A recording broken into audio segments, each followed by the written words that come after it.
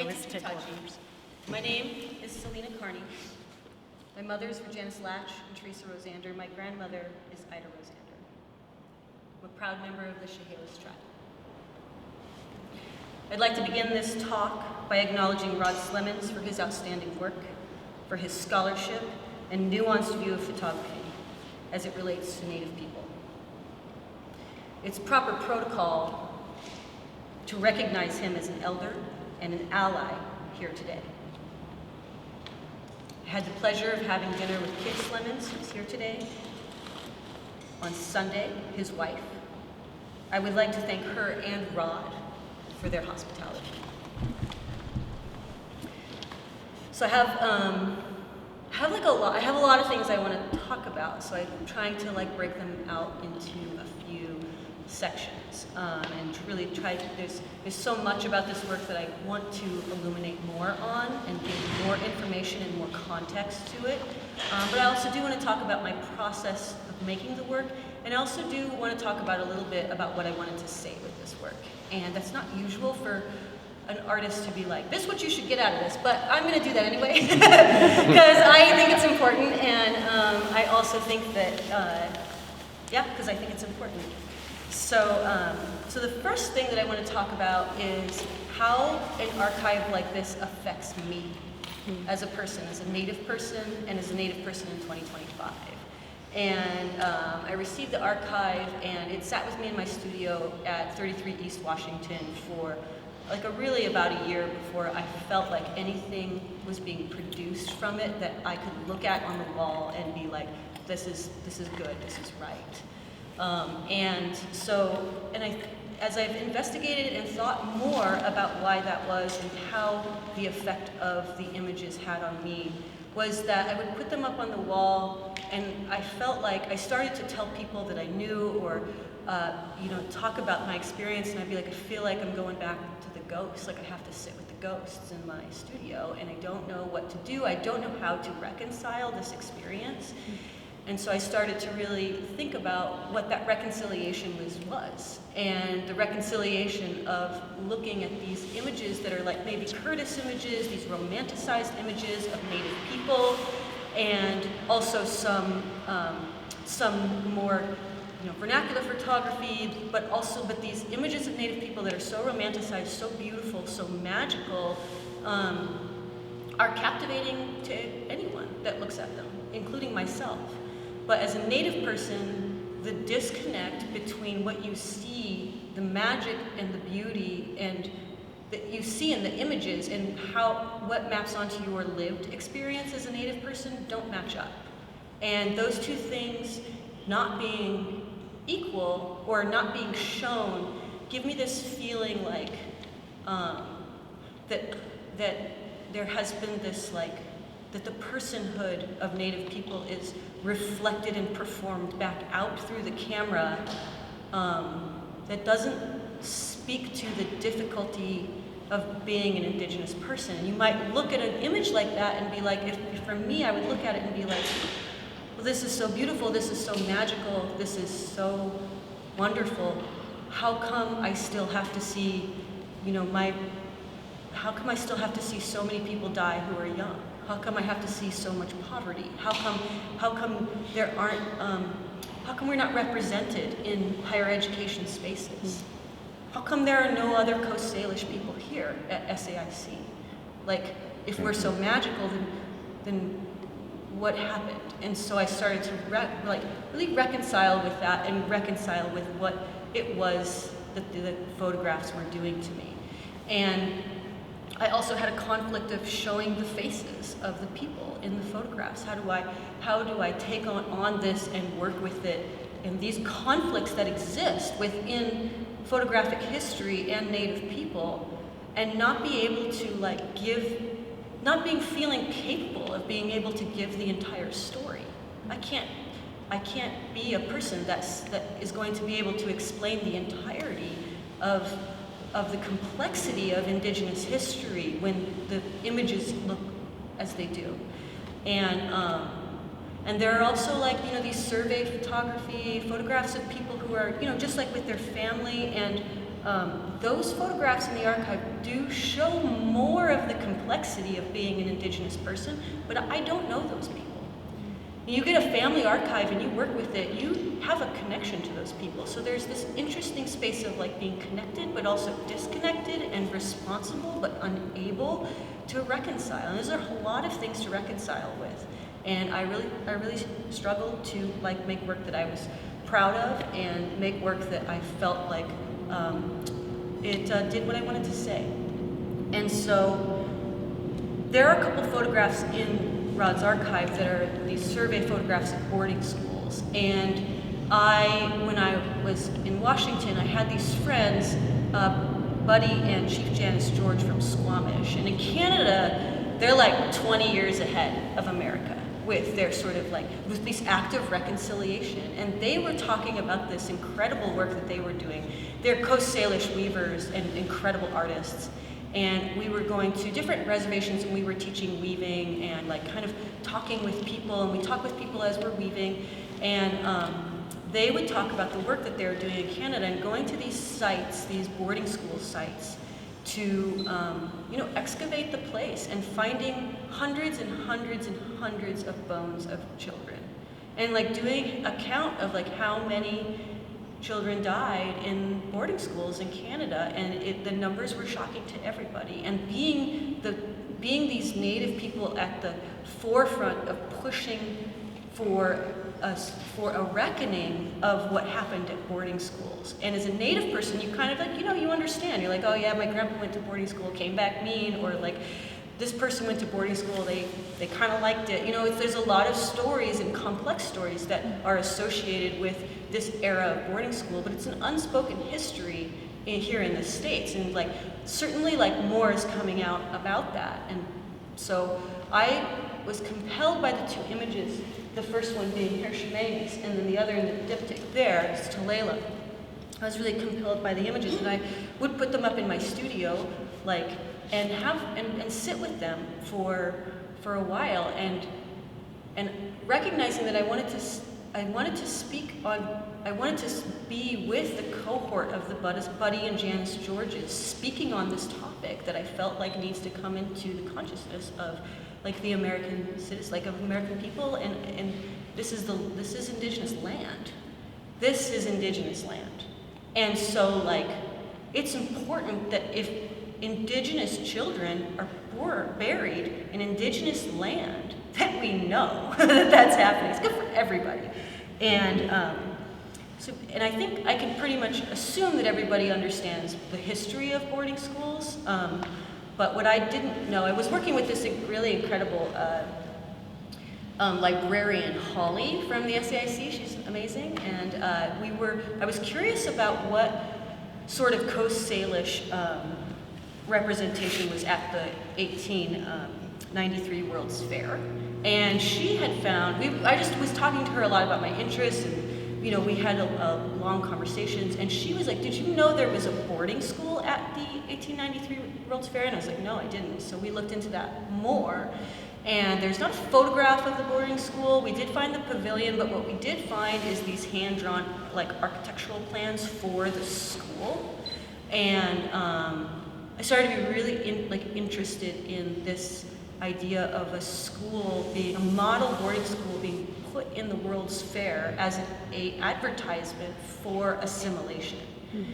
And I'm really interested in assimilation, the moments of assimilation, and what it would be like for a culture, entrenched in their history and their kinships and their spirituality,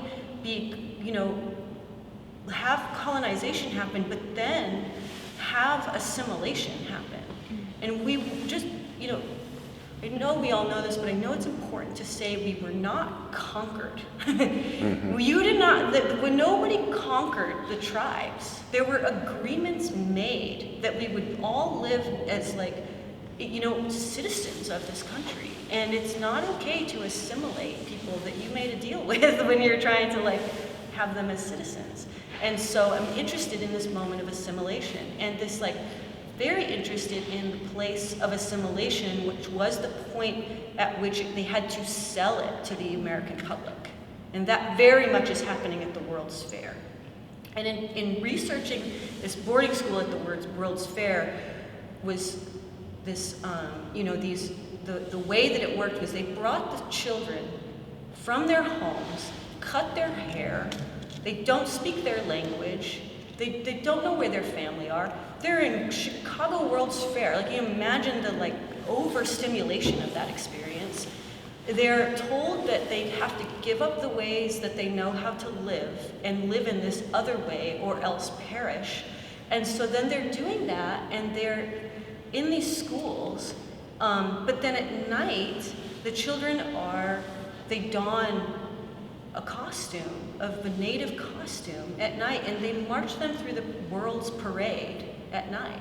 And so this experience of losing your culture, but also playing it for entertainment was really stark and intense for me. And so I wanted to work with these plans, these plans of this model schoolhouse. And so that was really think that experience of acknowledging what those children's experience was really allowed me to open up the space to speak through the archive in a way that I felt was possible, and possible in the way that you can only do with art, in these open, expansive, abstract ways. And so I started to really feel understand this blueprint for assimilation, the straight lines, the grids, the structures, the kind of strange, rigid hopefulness that these native people would be assimilated. And I started to see the same things in the photographs of the people in the boarding schools. Straight lines, a grid, they're not in Tulalip standing in a line like that ever. And then also what is happening for that experience for them that was created by these blueprints, and how does that relate to what assimilation did, this generational trauma did to us, and maybe is embedded in how we live, that all of us live. And so I would do layers, I would trace the lines, I had this charcoal that had come from Squamish, we paddle out in a canoe from Suquamish's House of Awakened Culture across, and we go to Jeff's Head, and we will go out there and we will have a fire, and we'll sing and we'll dance. It's really have easy sandwich lunches,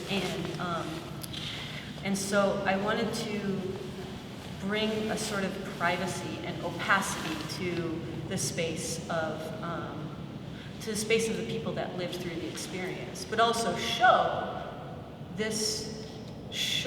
and speak on what happened in this space of assimilation for these people. And then I also want to talk a little bit about why I think this is a terrible history, right? It's not a nice, no, it is a terrible, terrible history. But the reason that I speak about it is not so that there can be guilt put on the American psyche. It's not really something I am that's not why I'm doing this. The reason that I'm doing it is because, this experience of assimilation, I think that indigenous wisdom isn't just great spirit and herbs and that were magic. That was the stuff that was in Curtis's photos. What I'm interested in speaking as a Native person, in being heard and adding my voice, is that why did assimilation happen? And does it feel familiar to you right now? Do you feel like you're being consumed, or that you are a personhood is being stripped from you while you continually have to perform it back? Do you think that it sounds familiar to disappear American citizens into a place with no real due process or understanding, and then sold back to us as right and good and necessary? And I see this process of this moment of assimilation, or this history of assimilation, to be valuable to how we live in a just society, continuing forward. You know, and I think that, like, it's good to understand that we're on native land, that this is like our country. It's not my country, it's our country. And this is our history that we continue to push forward. And I think that when I think about what happened to children in boarding schools, or I hear about it from an elder, I always think, man, we really like survived an apocalypse, and we're here to tell the tale. Like, we're here to say something about it. And that's why, like, and if I had different skills, I would speak through different skills of this truth. But these are the skills that I have. I'm an artist, and so when I come to make my work, I have something to say, and I really believe that. And I wake up and work hard at it so that those things are out there, and that I feel like I'm speaking for the experience as a Coast Salish person living in 2025. And so those are my points that I have. I have Kristin Taylor up here with me.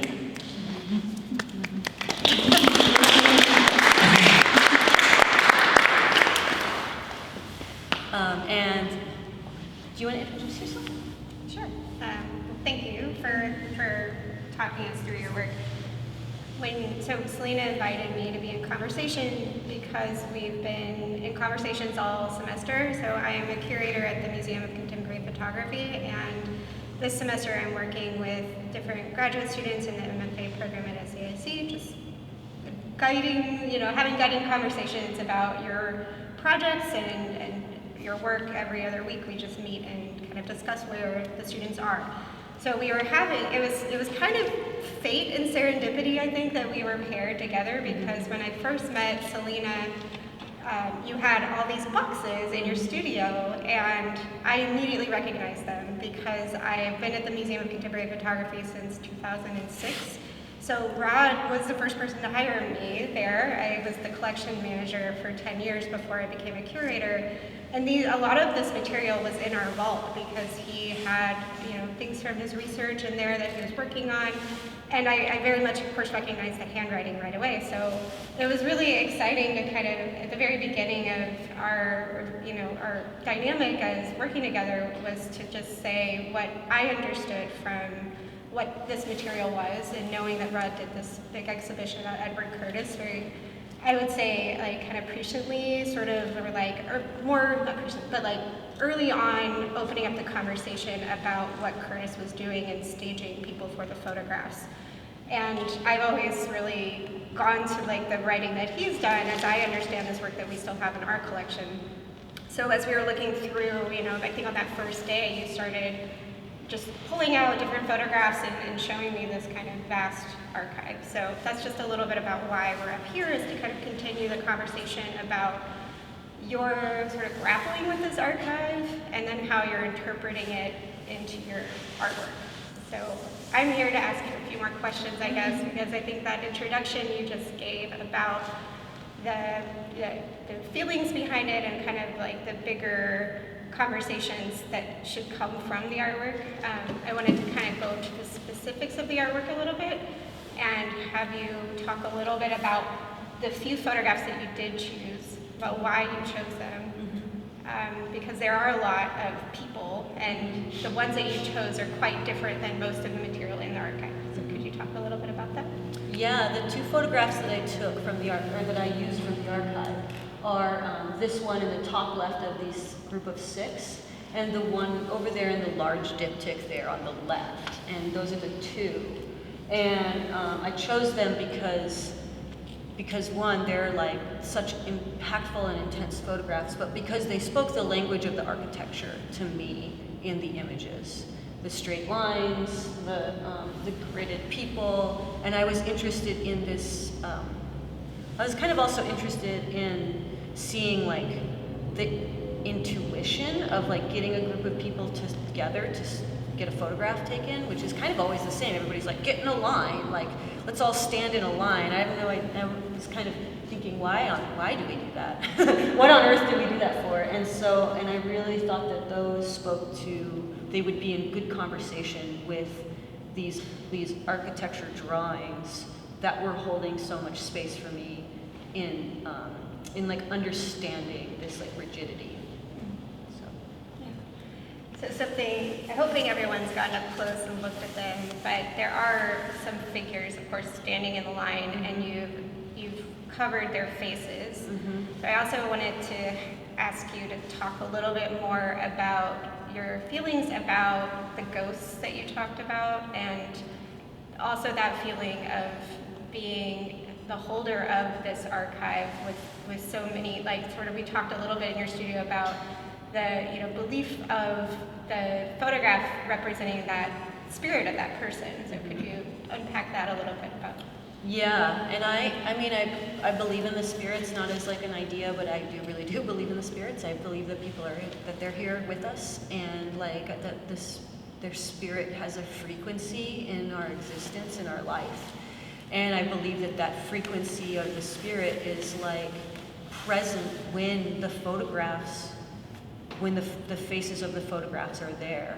And I could feel the presence of their spirit, and so I wanted to give them space and like take my hand and sort of give them a little bit of privacy and space, and like not consume them or not put them up for consumption, but try to speak maybe speak more complexly about their existence, and give them respect and honor, and like, how could I do that? And with the complications of photographic history with Native people, like, how do I give them space and honor, and how do I honor the spirits? Like, ultimately, I'm like responsible to my ancestors and the spirits and my elders in my community, and I want to do good work, but I'm ultimately responsible to them. And so how do I do that within the structure of like the complexity of photographic history, and yeah, and that was like an experience of feeling the spirits, feeling uneasy about their presence in the photographs, feeling uneasy about how I represent them, and then what I did, what process or even ritual that I do to like make sure that the spirits are honored in that space, in this space here today. Yeah, so we've also had a lot of conversations about that kind of tremendous undertaking that you have made in having this archive in your studio and living with it. And I think in the context of this incredible exhibition, it's something that is really interesting to me from that museum perspective, where we collect and we have archives, and once you sort of take them on, you're a caregiver of that. So another thing I wanted you to talk a little bit about is how you're feeling about kind of the future of this archive. I mean, you're sort of in the middle of this process of this series. I don't understand it to be finished yet. You'll be continuing to work with it, but do you have a sense of the future of this and where you want to go next with the archive? Yeah, I certainly feel like I'm a steward now of the archive, and that I like, and actually working with you, you were like, gave me very good practical advice on like, you're like, I think you should organize it this way, and I think that you should like do this and buy this and make a simple database. It doesn't have to be done while you're in school, but like this is the process that will help you to apprehend and understand it better. And so I certainly I really appreciated that just straightforward like advice, which is sometimes you're like, in between heaven and earth, like I think sometimes artists can be really in the like upper in the sky space, and sometimes I think you can like be like, oh, that will be helpful. That'll really help actually a lot. And so I think the future of it right now is just like a deep, slow understanding. and I want to give respect to its legacy and be a good caretaker of it, and so I feel responsible in that way, and I think that, yeah, just like a slow, deep consideration of it. And if there becomes more that feels like there needs to be things spoken through that, then I think that will come up. So hopefully, I mean, I think you know a lot of the people here, so I hope they know your work before this. So I was hoping you could also, in case they don't, talk a little bit about what you were doing before this. You had this project called Object Ritual that I see a lot of parallels between like how you're thinking about, so you're photographing objects of like regalia, the clothing you would wear in ceremony, and you have a lot of interesting writing about kind of like the object and the sort of our attachment to it, but also sort of this idea of being seen in a certain way, and then whether or not you actually identify with the way that you're performing something. And I think I want you to talk about it though. Can you talk a little bit about the work that you were doing before this, and if there are any connections for you? Yeah, and so the project Object Ritual was a 5-year-long project that I did, where I photographed costumes that I purchased on eBay and like vintage stores, and put them in a black box and photographed them. And when I did the writing for that, I said, I talked about, I think the first line is, I feel shame when I wear my regalia. I feel like a character in a fraud, like donning this regalia, and it makes me uncomfortable. And like, I ask myself, well, why do I feel so uncomfortable in these like sacred, beloved things?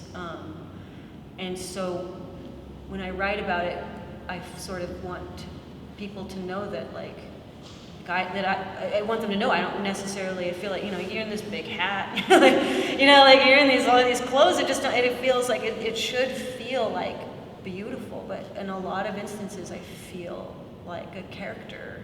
And I wanted to investigate that shame and why I felt shame wearing my regalia. And these costumes, these garish costumes that come from eBay, like to see those. And then I think I said that, I think I also said in that writing that like, that the personhood of my community comes in to like place me into history with them when I am amongst my own community, and that I am placed comfortably with them, and that these images of this like commercialized costumes are like the sacrifice of what's given for consumer society and a loss of kinship. And yeah, I was making that. And I do see some, it's interesting you were telling me, you were talking to me about that, like that you saw a lot of parallels between that. And I guess I see a sort of like, the way that I see it is like through the way I work, which is very like kind of systematic, and I like take one thing and I try it, and then I do it many times again, and I'm not like a slow, systematic worker and maker and creator and thinker. And so that's kind of what I see as my process through it. But you had said you saw a lot of parallels. Well, Kristin does this in my studio a lot. You'll be like, I see so many parallels between these things that you're doing. Even this thing that's on the desk or on the wall here that you don't even think is related is totally related. But I think I'm just intuitively moving through that. So. Yeah, there was one time, I'm going off script from what we talked about that we would talk about, but a little bit, like, in one of the studio visits, you talked about, like, kind of the foundation of photography in a way, or when that seed was planted, that I thought was really fascinating, of, like, being in church, and the photograph on the wall of, like, the founder of that church. Yeah. Do you want to talk about that, or do you want me to kind of share what you said? No, I love, that's a really interesting topic for me. It's not related, it isn't related to this work, but it is really interesting about like why I might be so interested in photography. It's a little bit of, it takes a little bit of information first. So Indian Shaker Church is a native religion that that came from a man named John Slocum. And it's not like the Shakers, it's nothing like the Shakers that you know. And John Slocum was like a gambling, drinking, like bad, not so responsible guy that died, went to heaven and met Jesus. And Jesus told him that the natives are being really awful and they need to give up all of their old ways and turn to Jesus or else they are going to pay. And so John Slocum was shown a photograph of himself at which the moment that he realized that he had been a sinner and a bad person. And so the Indian Shaker Church was developed, built what little white churches on reservations, and my reservation was one of the, I think there are 11 churches, and the first one was built in Skokomish, and then John Slocum dies again. I don't know if he falls off, he kind of falls out of like good behavior and then dies again, and the women in John Slocum's life stood around him and shook because they could feel his spirit, and they brought him back to life, and that created the foundation for the church, which is like based around shaking and singing and dancing. And I grew up as a Shaker when I was younger, and then the Shakers were very much permeated my experience of being a young person living on the reservation. And they ring bells and they sing, and the songs are really beautiful, and they are truly the old songs. And because there's in 1978, the Indian Religious Freedom Act was passed. Before that time, Native Americans could not practice their religion. So if you were singing, like, unless you got to put your regalia on if you were posing for a photographer, I guess, but like you couldn't do that for a ceremony. And you couldn't go to ceremony and do that. You literally the police would come and stop you. And so, but they were not interested in the Bible, they weren't interested in the dogma, there was no like missionary influence there, it was just John Slocum's experience. And so it created this like shield for these old songs and old ways, because they couldn't come in and go to a white church and like bust them for singing songs. So they really created this like safe harbor for these old songs and old ways to exist. And so, getting to the photography point, but in the photograph, in the church, there is no art.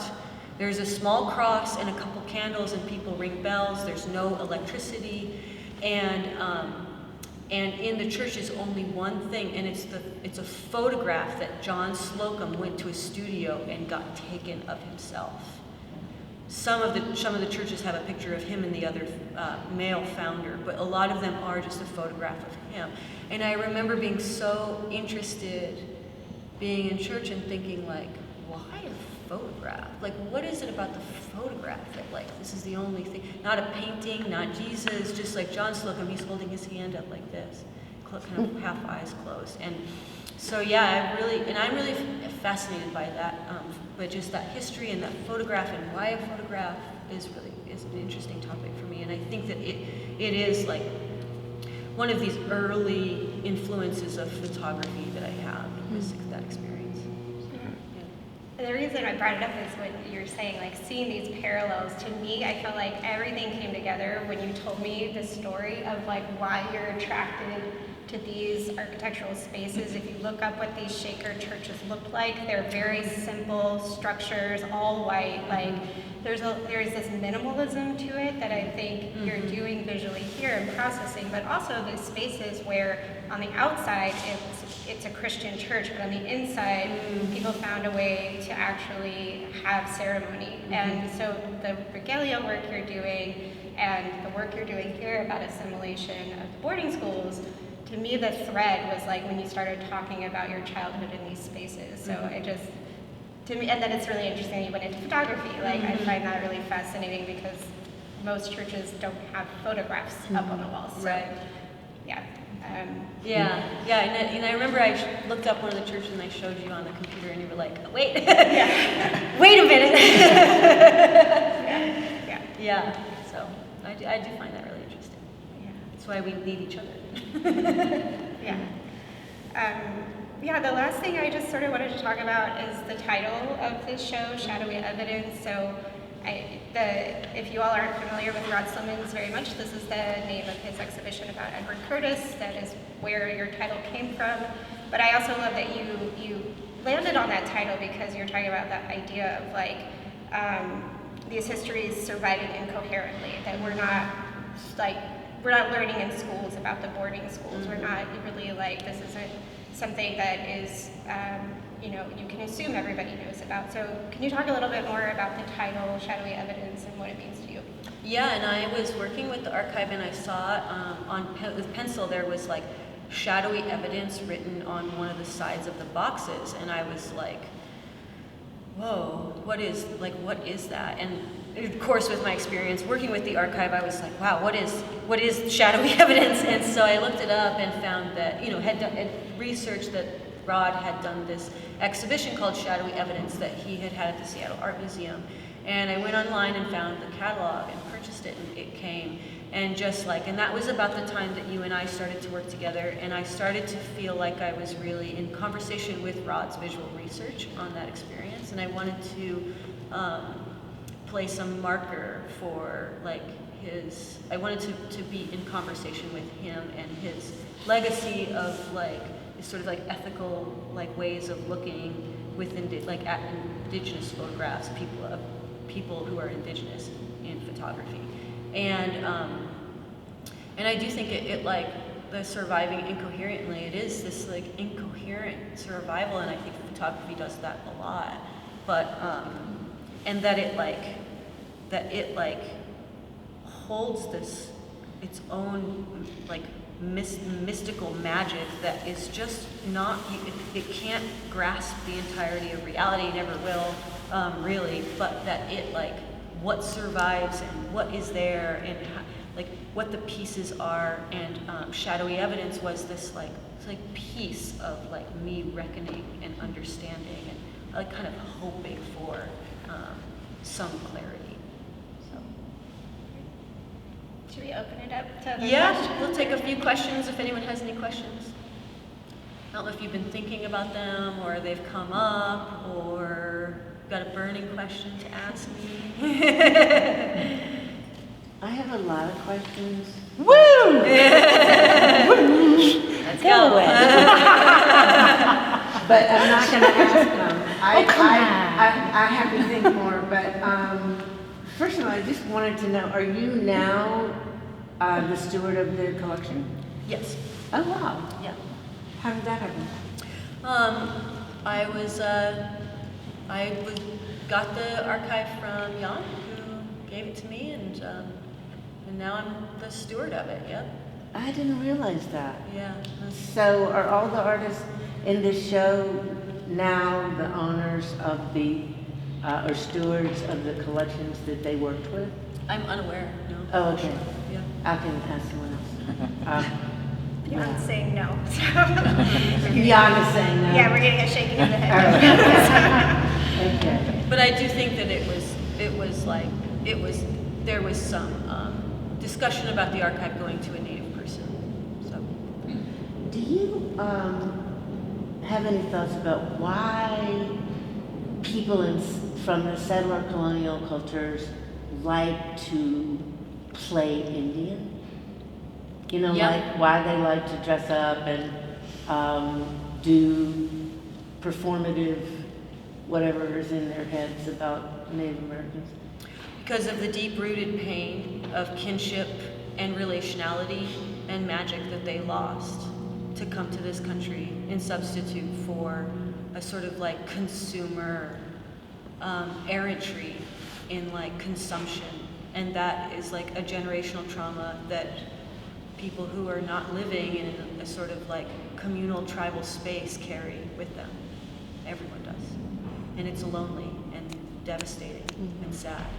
And so when they see a person that might have some relation to a context of rootedness, that deep feeling is triggered. And so they also, I think that's one part. And the second part is I think that indigenous people have Native people, at least I can speak for Coast Salish people, that we have become a consumable image, and the image is a consumable thing that can be like taken and repurposed to give relief for that pain.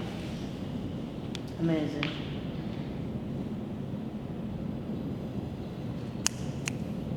I have a question. I'm interested to hear you talk about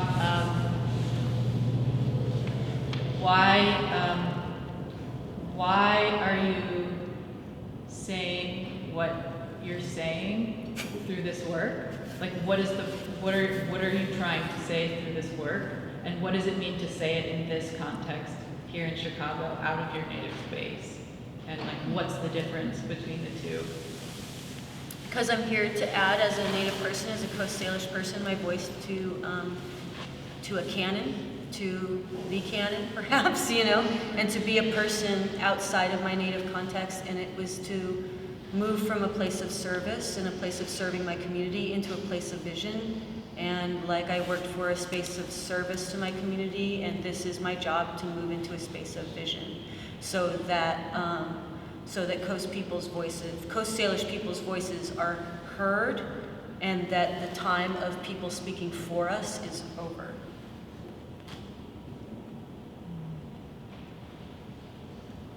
Does that answer your question? Great. Yeah. So have you had the opportunity to share this work with any other members of your community, or do you have a sense of what the community will get from this work, or how they might receive it, or? Yeah, I think that's an interesting question, and I think that like often my works received in a like quite a variety of ways to my community. Some people are like, "Oh, you always like that weird stuff you're doing. Like, good job. I'm sure you like that." And then some people are really like moved, or they feel like perhaps defended in a way. And then I think one of the biggest impacts that it has is that someone is from a reservation and speaking outside of the reservation, and they often are just mostly impacted by that. Like, I have a niece, my niece Kayleen, and she has a young daughter, and like Kayleen sent me a picture of Naya standing there with like the book that had published a monograph, and like standing there with the book, and she was like, "We just can't believe you, like, that there's a book with your name on it, like, around," you know. And like, you know, Naya's like, you know, she's got like all her teeth, and the front teeth are all missing. She's like in the picture, and I thought like, oh wow, like that. So the concepts I feel like are kind of like, yeah, they're like, yeah, right, we get it. But I think the most interesting thing for them is that like someone is interested in hearing about it that's not on a reservation. And so I think that is like probably one of the most interesting things that they think. And like, they like details too. They're like, do you like I was having this exhibition at Suquamish, and like sometimes they're like interested, but then they're like don't quite understand. They're like, I'm like doing the opening for this museum exhibition, and it was actually closed to the public for the opening. Suquamish didn't want like the public to come. They wanted just like my family members and tribal members to come. So I was like, oh, that's difficult. So I was like telling my family, like, you guys should really come to this opening. And they're like, oh, okay, like, kind of like, should we like go to the opening, but can't we just see it later? And I'm like, no, that there's like an opening, and it's like a thing, and like celebration, like that. They're like, does that usually happen at stuff like that? Like, I'm like, yes, it does. Like, yes, please come. I promise you it's important to me. And so sometimes they also don't quite, they're like, okay, it's weird stuff you're doing, but, so, yeah. Any more questions? Yep. Yeah, this is kind of moving off what you were just talking about. Could you discuss? Okay, so you come to a place like grad school, like at a place like SAIC, and you're learning a language, and you're learning a whole tradition, set of practices that are like a subculture. You know, that a lot of people lack the initiation to that world. You know, I mean, that's my experience, you know, that, so I just wonder if you could talk about that experience, you know, from which I would think would maybe take you even further from your tribal connections. And I so, don't know. do you say lack the initiation to that world as if like a person living in an academics or being in an academic setting that would never know anything else, lacking access to understanding it as it's like being not the normal for everybody, or lack initiation from me as a person like how do you Not think you, that? I just, like, in my experience, I've known lots of intelligent, educated people who say, take me to the museum, I don't understand anything. Right. Of like what artists are doing now. And they complain about the language and, you know, that it's a kind of insider world. Oh, right.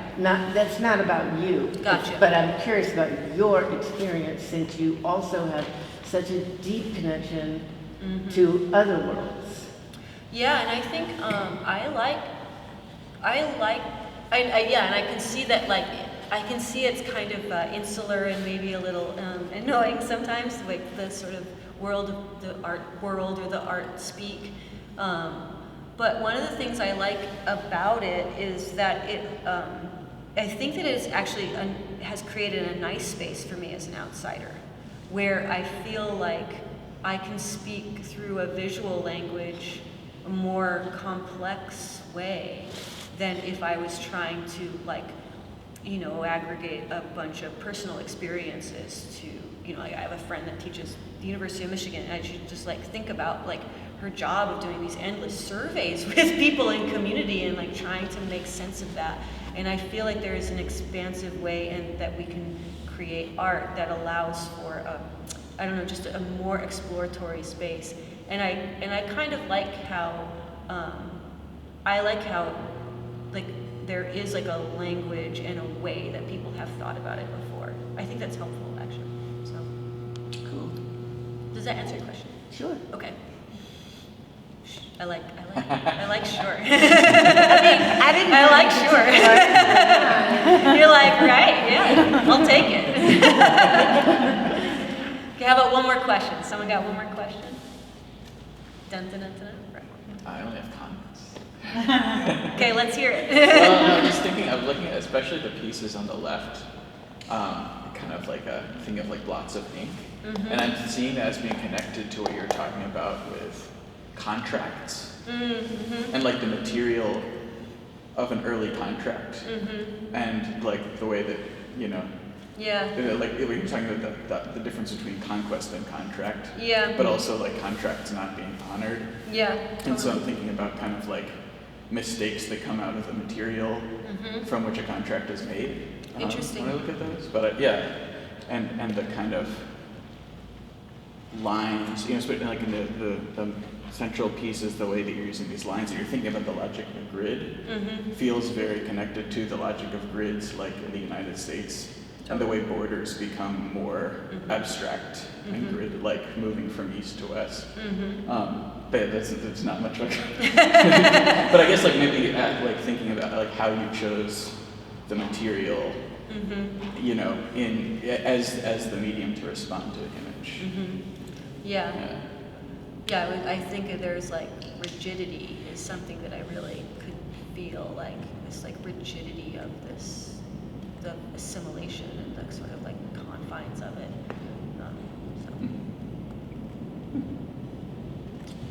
Well, thank you, everybody. Thank you very much.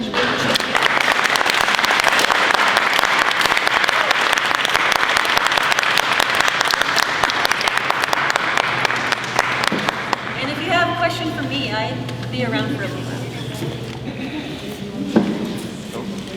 Nice.